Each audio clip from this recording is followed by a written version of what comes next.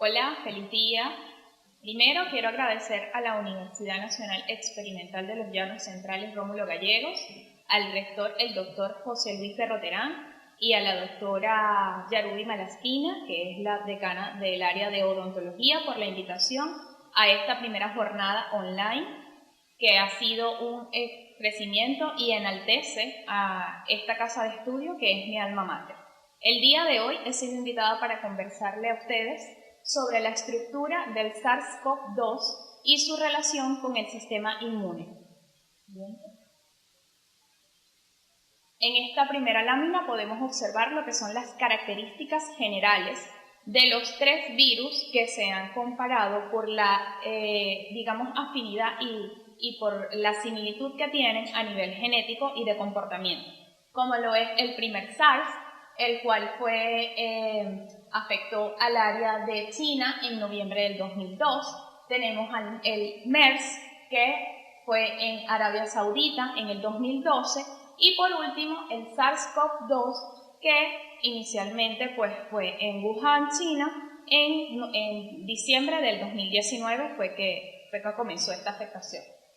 Con respecto a sus características tanto demográficas como de la interacción del patógeno con el hospedador, hay muchas similitudes. Lo único que sí es que, por ejemplo, en el mediador posible, que fue el que sirvió de vector para transmitir la enfermedad, en los primeros dos se describen, por supuesto, los murciélagos, y en este último se describe la pangolina o el pangolín como el medio que sirvió a transmitir la enfermedad. Y dentro de las otras características, ninguna había sido o ninguno había llegado a nivel de pandemia como tal. Siguiente. Con respecto a la nomenclatura, esto es vital y es muy importante porque nos ayuda a diferenciar lo que es el virus y cómo se cataloga o cómo se denomina el virus y cómo se denomina la enfermedad que produce ese virus. Tenemos acá varios ejemplos, igual, el primer SARS, el MERS y el SARS-CoV-2.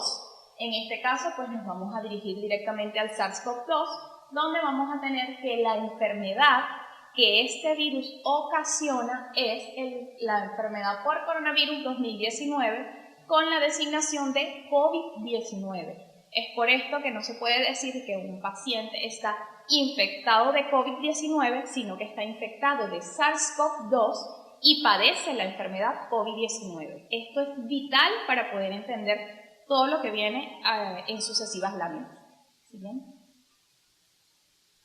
Con respecto a la taxonomía, tenemos desde la categoría hasta los subgéneros, los géneros, la familia.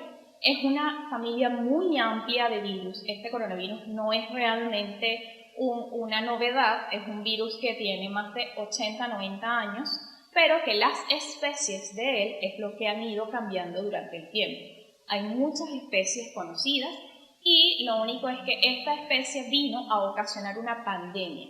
Y eso es lo que ha hecho que todos los seres humanos a nivel mundial estemos afectados al mismo tiempo y tengamos que mantenernos al día en cuanto a información y tenemos que mantenernos al día en cuanto a todo lo que avanza la tecnología y las investigaciones en torno a él. Con respecto a la estructura viral, esto es básico para poder entender cómo se comporta el virus dentro de nosotros y gracias a qué estructuras él se puede replicar. Entonces, en esta lámina vamos a ver cómo está conformado por proteínas estructurales como la proteína N, la proteína M, la proteína E y la proteína S, que es la proteína que se, conjuga con el receptor de angiotensina 2, y esto en comunicación con la serinproteasa de transmembrana 2 le permite al virus entrar a nuestras células y dentro de nuestras células él empieza a usar proteínas que nosotros poseemos para poderse replicar.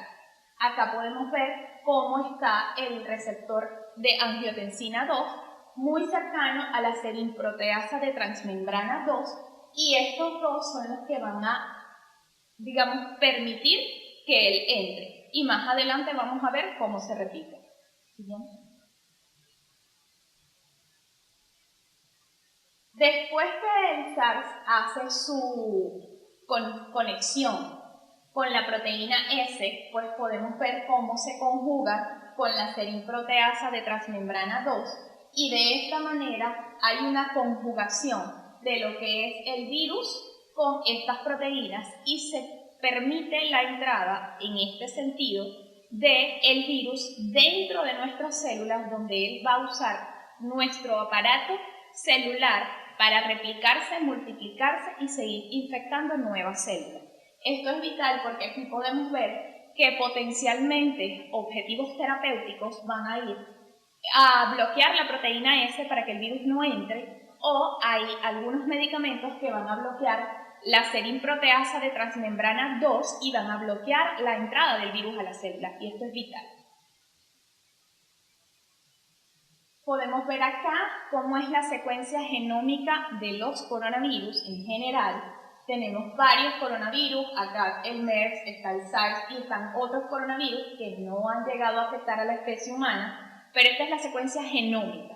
Dentro de esta secuencia vamos a ver siempre lo que está resaltado en naranja es la proteína S.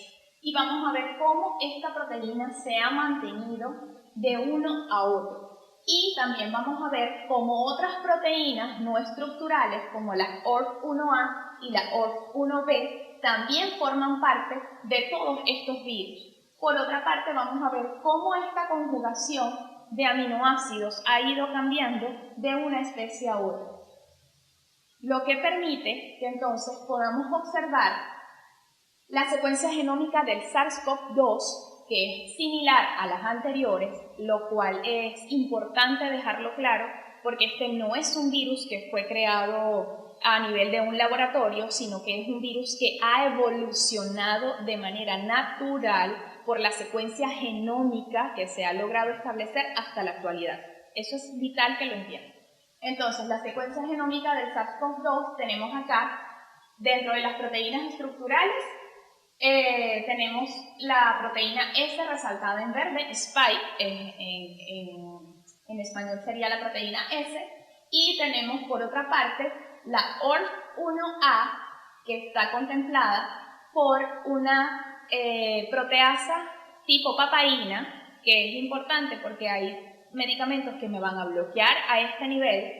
Y está la proteasa 3CL, donde también podemos tener objetivos terapéuticos con medicamentos que me bloqueen allí.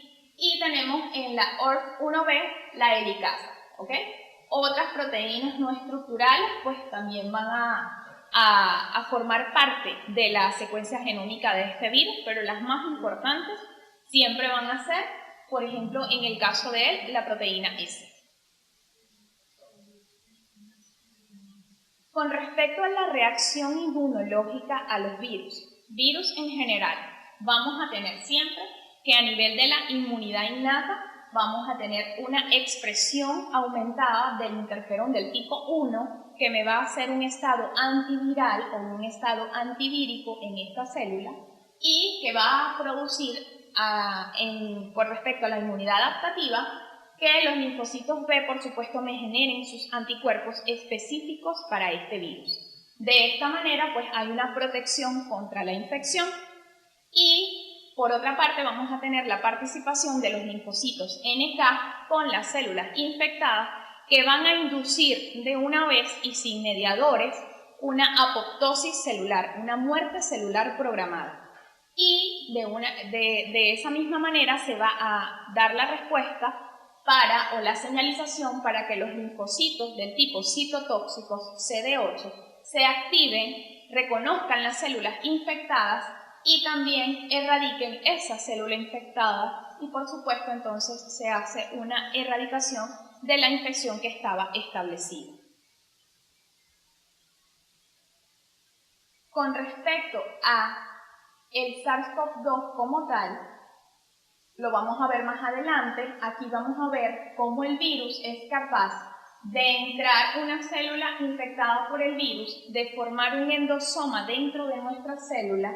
Este endosoma va a ir a transcripción citoplasmática intracelular y va a haber un reconocimiento del receptor de patrones y va a haber una expresión de los toll-like receptors que van a inducir una respuesta a través de la cadena de señalización de los IRF7, IRF1, IRF3, y esto se va a ir a nivel nuclear. Son factores de transcripción nuclear que van a transcribir el interferón tanto del tipo alfa como el tipo beta, que es el que nos va a dar el estado antivírico que les comentaba anteriormente. Todo este aparataje que nosotros tenemos intracelular, el virus lo utiliza para su replicación y para después de nuevo formar sus estructuras, volver a formar el endosoma y salir de nuevo al citosol a infectar a otras células y a usar esas células para volver a repetir este ciclo de replicación.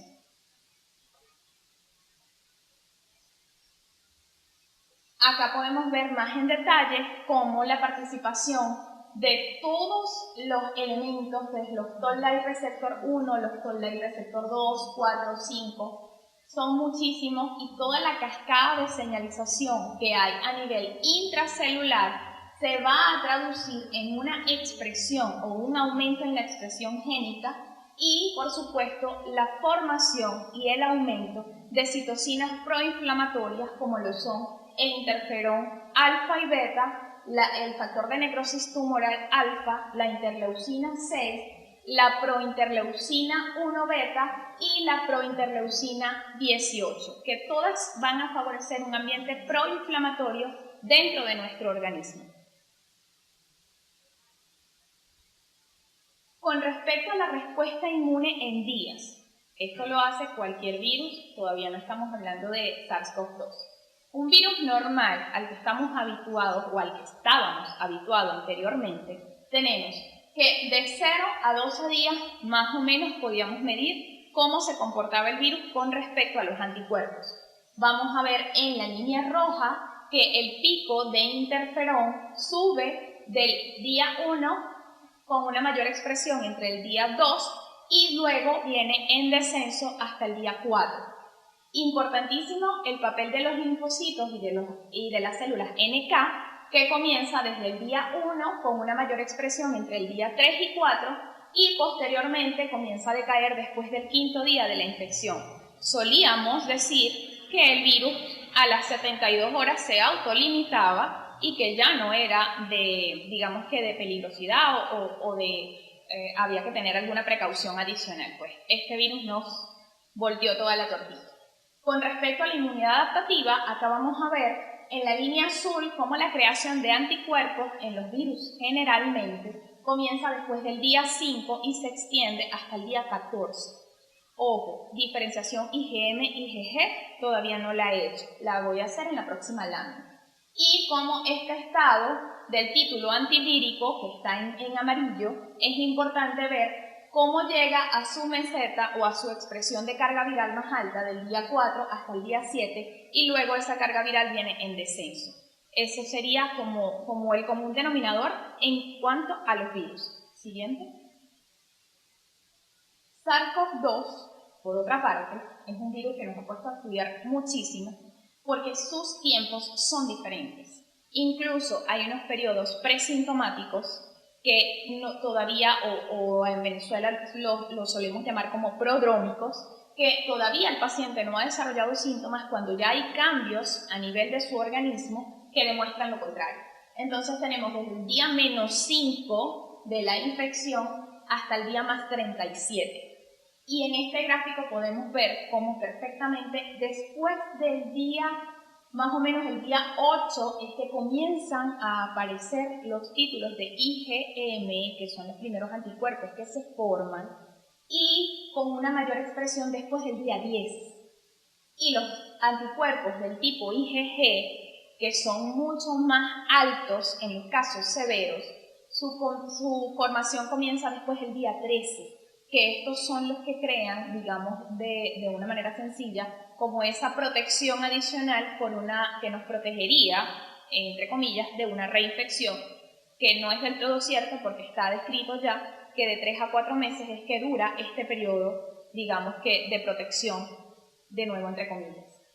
Podemos ver cómo los casos severos van a ser después del día 20 picos muy altos de anticuerpos del tipo IgG. Esto es importantísimo porque estamos viendo que los tiempos de la enfermedad COVID-19 no son los tiempos de un resfriado común, no son los tiempos que nosotros describíamos cuando hablábamos de influenza, y esto ha hecho que tengamos que tener mucha más atención y estar mucho más alerta en el curso clínico de estos pacientes que se comportan de manera muy severa. Siguiente. Entonces, ¿qué ocurre en SARS-CoV-2? Todas estas estructuras y todas estas respuestas inmunológicas, pues vamos a encontrarles un sentido en las próximas láminas. En este caso, pues los receptores de angiotensina 2, que son los receptores que hemos venido escuchando desde que comenzó el virus, son receptores a los que hemos tenido que estudiar más en detalle que cualquier otra cosa. La expresión de estos receptores en pulmón es mayor, entonces digamos que esto apoya que la afectación comience a nivel pulmonar. También está descrito que la expresión de estos receptores a nivel de la mucosa respiratoria superior también es rica en estos receptores. Incluso a nivel del bulbo olfatorio hay estas células, también hay expresión de estos receptores, y es lo que explica por qué muchos pacientes hacen anosmia, que es la falta del olfato, y porque hacen disgeusia, que es la alteración del gusto. Todo tiene un porqué, así sea mínimo, pero lo tiene. Entonces, en este caso, estos receptores van a permitir la entrada viral, va a haber una afectación pulmonar, va a haber expresión del interferón del tipo 1, que me va a crear un estado antivírico a nivel de las células, y va a haber, por supuesto, participación de los monocitos macrófagos, que me van a inducir expresión de los neutrófilos y toda la cascada de citocinas proinflamatorias que le va a dar la señalización a las células del tipo TH1 y TH17 de aumentar su expresión para lograr contener la infección. Y por otro lado, pues directamente van a tener el estímulo las células B para que hagan su switch a células plasmáticas con la consiguiente creación de anticuerpos específicos en contra del virus SARS-CoV-2. Con respecto a lo que es dentro del espacio extracelular y dentro del citosol, estos son algunos cambios que el virus puede hacer. Otros coronavirus se han estudiado y se ha visto cómo son capaces de burlar el sistema inmunológico y de bloquear receptores que favorecen la muerte celular. Entonces, al bloquear estos receptores, no se da la cascada de señalización de las caspasas, donde la caspasa 3 y la caspasa 7 me hacen un estado que me lleva directo a la apoptosis de la célula. Al inhibir estos genes como el BCL-XL o el BCL2, que son proapoptóticos, entonces la célula es incapaz de hacer una apoptosis o muerte celular programada.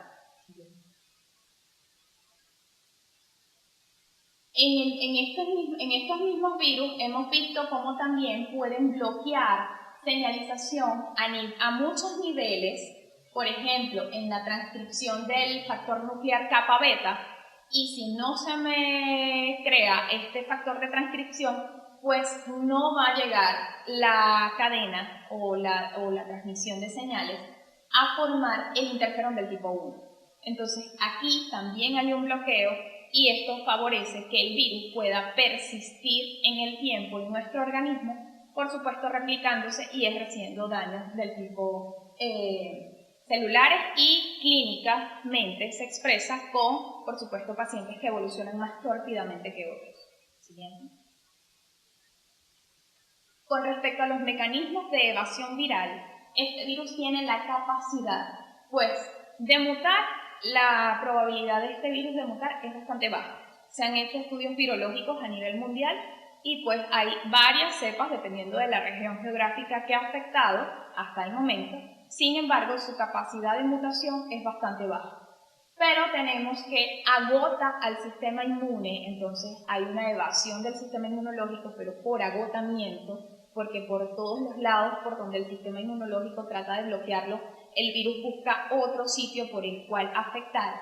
Y por otra parte, la desviación de una respuesta que me hace una desviación del tipo proinflamatoria, que sería TH1, a una respuesta del tipo TH2, que sería una respuesta más alérgica, y eso hace que el sistema inmunológico entonces comience a dar respuestas erráticas, ¿ok?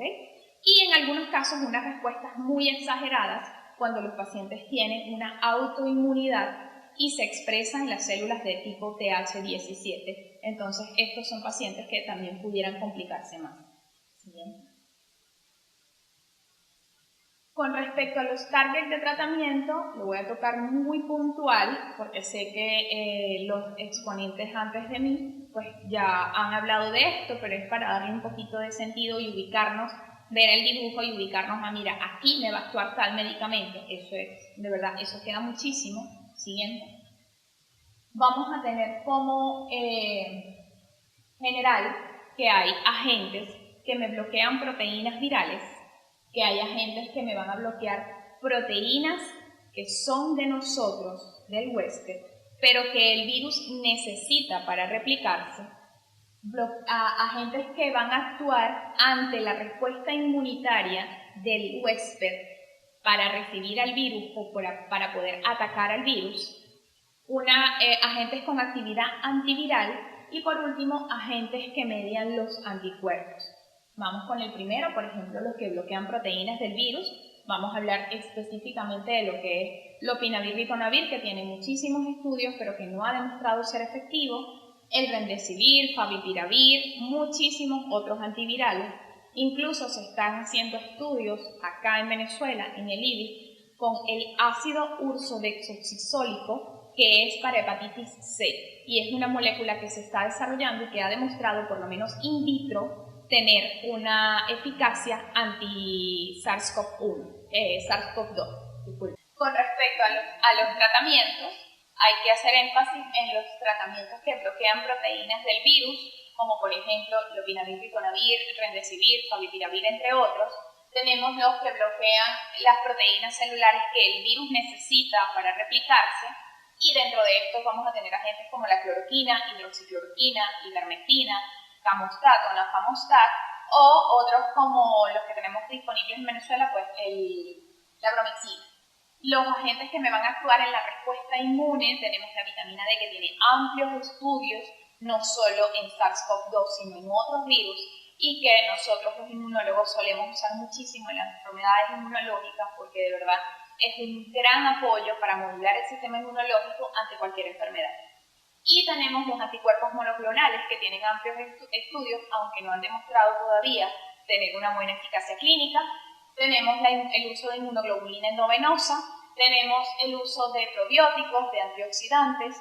En este caso tenemos el uso de la N-acetilcisteína, que es un precursor inmediato del glutatión, que es un antioxidante natural que es muy potente, y aparte pues es un mucolítico que ayuda, porque en las secreciones, recordemos que no es nada más la secreción que se forma, sino que la trampa que se forma allí por los neutrófilos a nivel de los alveolos hace que esta secreción sea absolutamente muy densa, y eso hace que los pacientes les cueste en su recuperación. La actividad agentes con actividad antiviral, pues vamos a tener los interferones del tipo 1, alfa y beta. Sin embargo, pues tantos efectos adversos, no es un medicamento que haya demostrado ser realmente beneficioso. Y tenemos los anticuerpos, el uso de plasma convaleciente de pacientes que hayan pasado ya por la infección y que este plasma haya sido depurado de partículas virales y que se pueda usar. Sin embargo, es un poco artesanal. Argentina ha tenido muy buenas experiencias con él, pero la recomendación hasta ahora es crear sueros hiperinmunes, es decir, con estos sueros, crear sueros a nivel del laboratorio que son muchísimo más seguros y más efectivos. ¿Sí? Tenemos entonces dónde van a actuar algunos de estos agentes, por ejemplo, los anticuerpos monoclonales y el plasma convaleciente me van a actuar a nivel de los receptores de angiotensina 2, allí es donde ellos me van a bloquear, de esta manera el virus no entra. Los inhibidores de la serinproteasa de transmembrana 2, como el nafamostat o el camostat, no los tenemos disponibles en Venezuela, pero tenemos la bromixina, que es excelente, y pues que en este momento ha tenido un uso clínico ideal.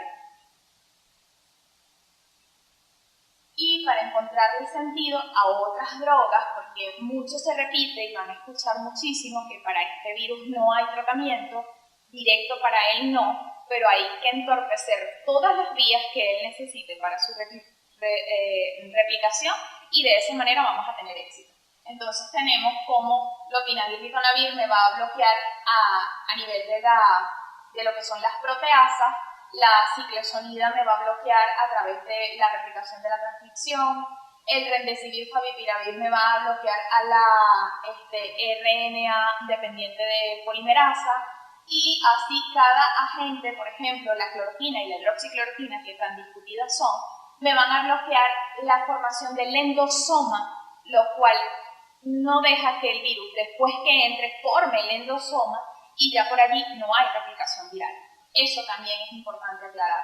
Entonces, de todas estas maneras podemos nosotros bloquear al virus para que el sistema inmunológico tenga la oportunidad de responder adecuadamente y de recuperarse satisfactoriamente el paciente. Si tienen alguna duda, los vamos a esperar por el chat de Telegram para responderlas.